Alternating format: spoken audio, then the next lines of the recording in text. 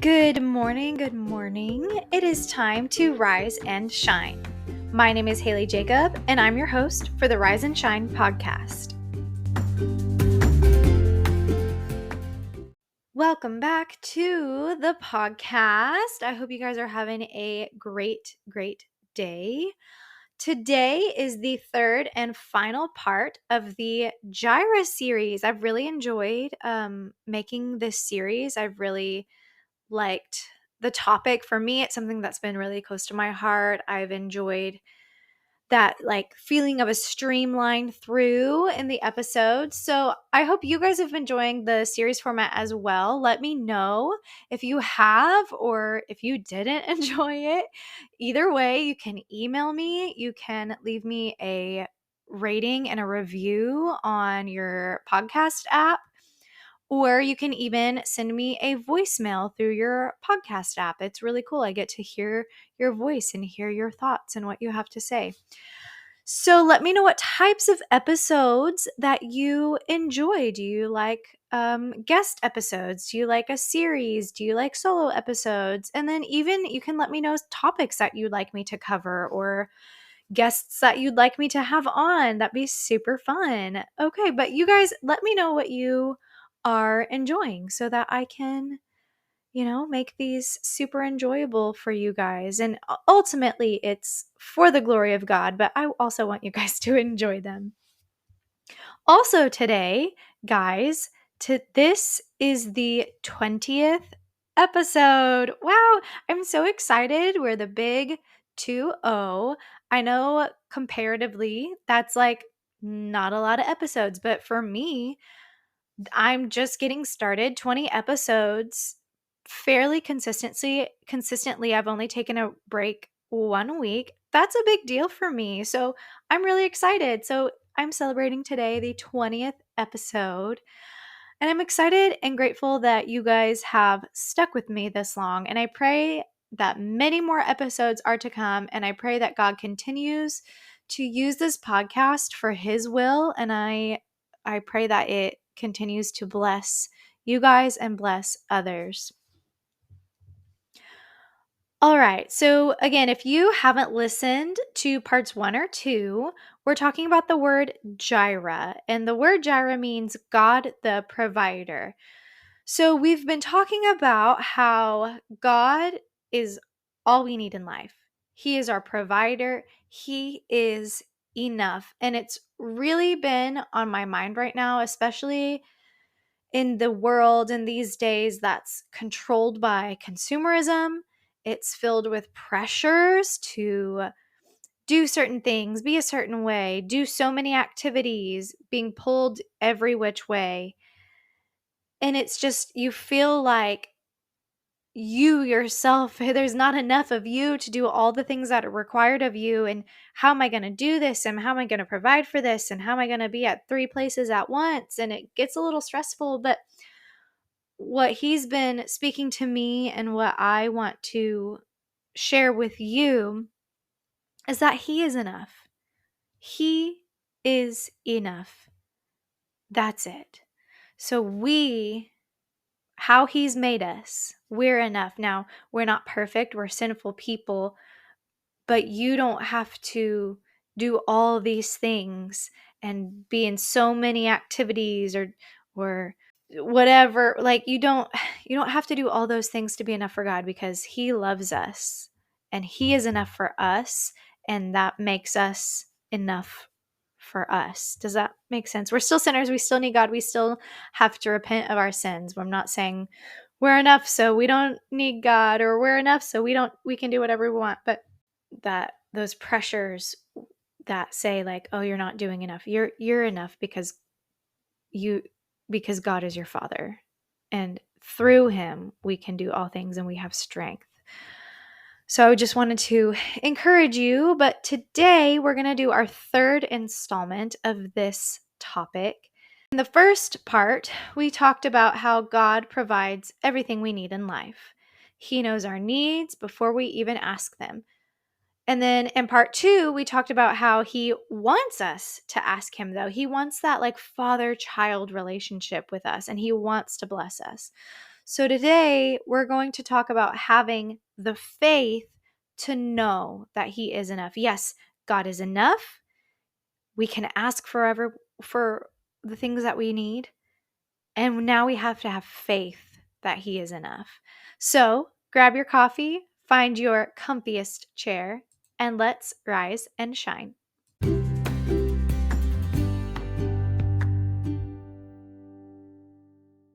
Sometimes it's difficult to remember that God is all we need. In certain situations, in certain trials, in certain parts of life, it can seem overwhelming and it can seem like, oh, I don't have these finances, or I don't have this, or I'm not doing that. And it can get a little overwhelming. And in those overwhelming times, it is difficult to remember and to trust that no matter what, God is enough. And often what He says is enough is not what we think is enough. And that plays into it too, plays into our faith and how we're trusting, because it affects how we see the situation. God sees it completely different than how we see it. The Bible says that His thoughts are not our thoughts, and His ways are higher than our ways. We think, oh, God's not providing this and God's not providing that. And we like list out the specific things, but it's in where it's like, I don't have enough of this. I don't have enough of that. I don't have enough money. I don't have enough, I don't have a big enough house, whatever. But what God deems enough is not always how we think is enough. And so we're going to talk a little bit about how to look at that and how to have faith that He is always enough and He knows what's best for us.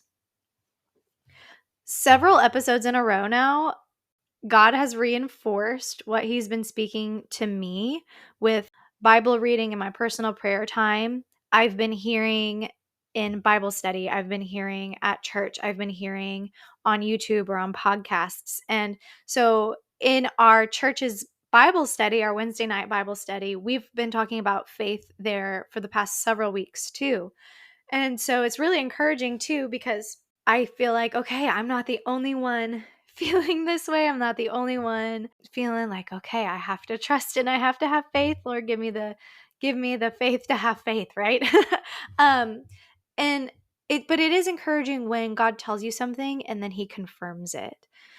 We're going to define what faith is. Hebrews 11:1 gives a literal definition. You don't have to go look up on Webster's or like Merriam Dictionary.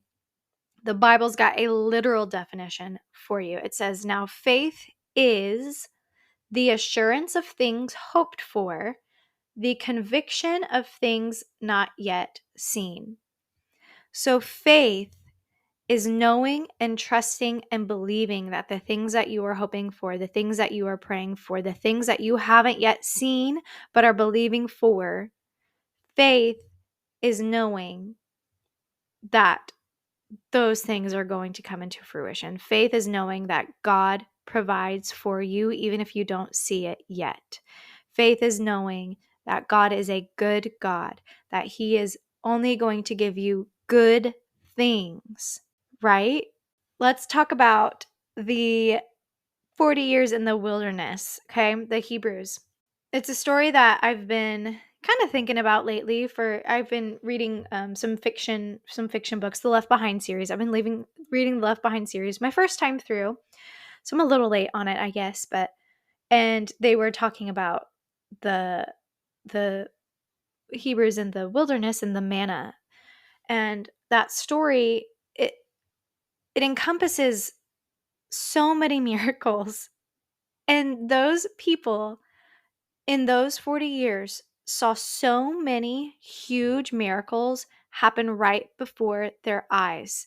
So the first one, God delivered them from Egypt with all the plagues, happened right before their eyes. They were protected from all the plagues. He protects them and guides them out of Egypt with a pillar of fire, like a literal pillar of fire. Imagine like following just a big old column of fire.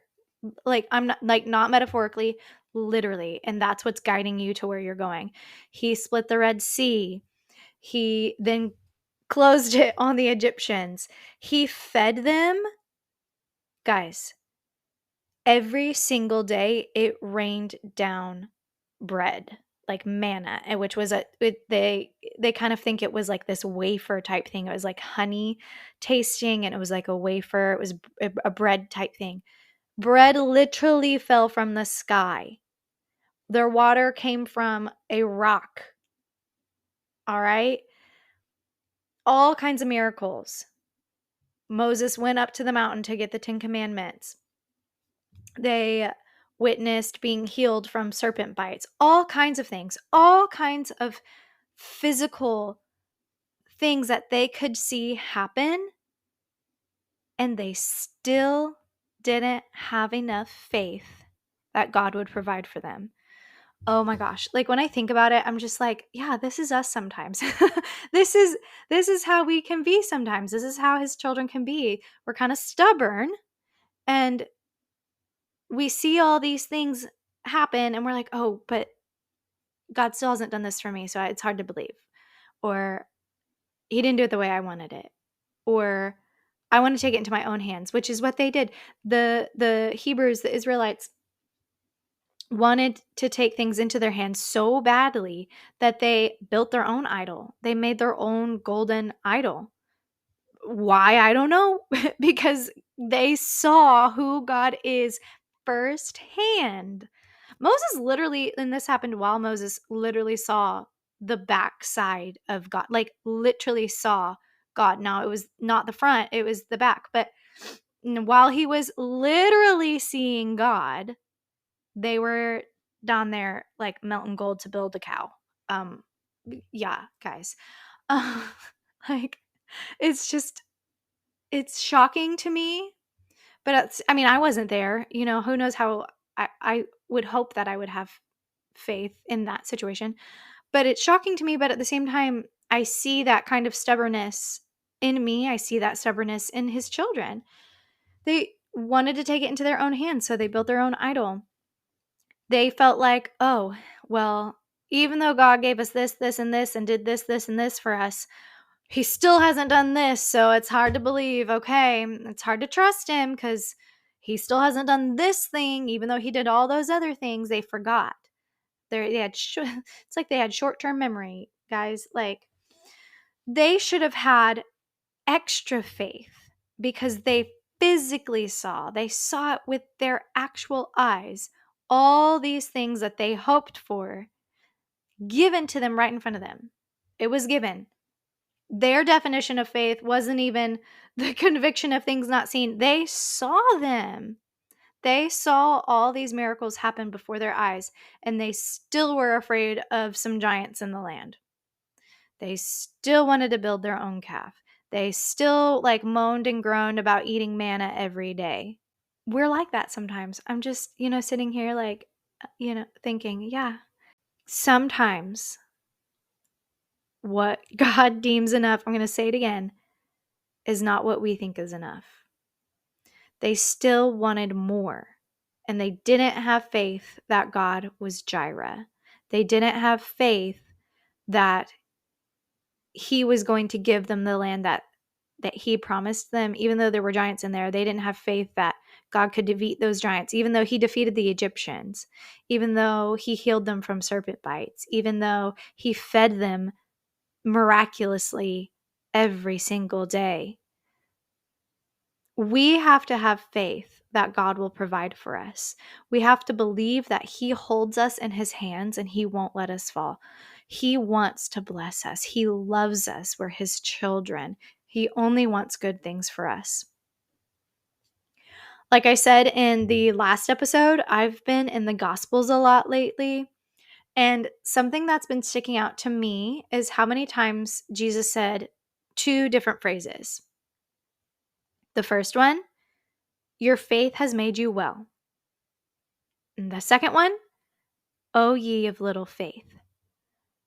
Two polar opposite phrases. And he said them more than once. He said each of them more than once.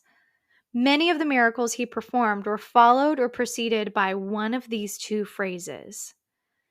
If he spoke the first one, then the person who received the miracle came to Jesus expecting it. If he said, "Your faith has made you well," that person, whoever it was, came to him with no other option. They came knowing that he was going to provide for them. They came knowing and believing that he could provide what they needed, and they came boldly before him and asked for it. Like we talked about last week, they asked for it. They had faith so strong that Jesus reminded them that their faith has made them well. And it's not that the power was theirs. It's not that they made themselves well, like with their own power, but they had such faith in Jesus that faith, they used the faith that God provides all his children with. We all can have faith. We just have to use it. We have to exercise it. And so their use of their faith in Jesus made them well. If he spoke the second one, if he said, "Ye of little faith," it usually came before the miracle, and it was usually a reprimand, and it was often to his disciples, the men who traveled with him and watched him perform miracle after miracle, kind of like the Hebrews in the wilderness, miracle after miracle, and yet they still question him a lot about what he was doing or how he was going to do something or where the money was going to come from or where the food was going to come from. They knew he was the Messiah and still worried about what they were going to eat, or they were worried about a storm. So he called them out, "O ye of little faith," and then reminded them of who he was, their provider, each and every time. So I hope in every circumstance you can think of in your life, you have the faith to know that he is provider, he is enough, and he wants what's best for you. Have the kind of faith that makes Jesus say, "Your faith has made you well." So what happens when we don't ever see the things that we ask for, though? What happens when we have faith for something specific and it doesn't happen the way you think it should? Know that he always answers us, but it's not always how we think is best. Have faith that his thoughts are not our thoughts and his ways are higher than ours. So in these situations, and there will be these situations where you do have the faith and maybe you haven't seen it happen yet, or it didn't happen the way you wanted it to. In these situations, I encourage you to pray that God gives you wisdom and understanding in the situation. Maybe he will provide exactly what you ask for, and maybe just the timing's different. Maybe you will get what you are asking for and having faith for, and it's just the timing is not what you thought. Or maybe he will provide not what you ask for, but something more, something better than you can imagine. Because sometimes, because his thoughts are not our thoughts and his ways are not our ways, he provides for us, but it's not what we ask for, because what we ask for, he wants to give us more. We talked about this last week. He's a God of much more. So what we ask for, okay, he said, but I want to give you more. I want to give you my version of enough. And so it might not look like what you ask for, but it's going to be better and it's going to be more than you can imagine. And you didn't ask for it because you can't imagine it. You can't imagine asking for it. So in every situation, God is always enough.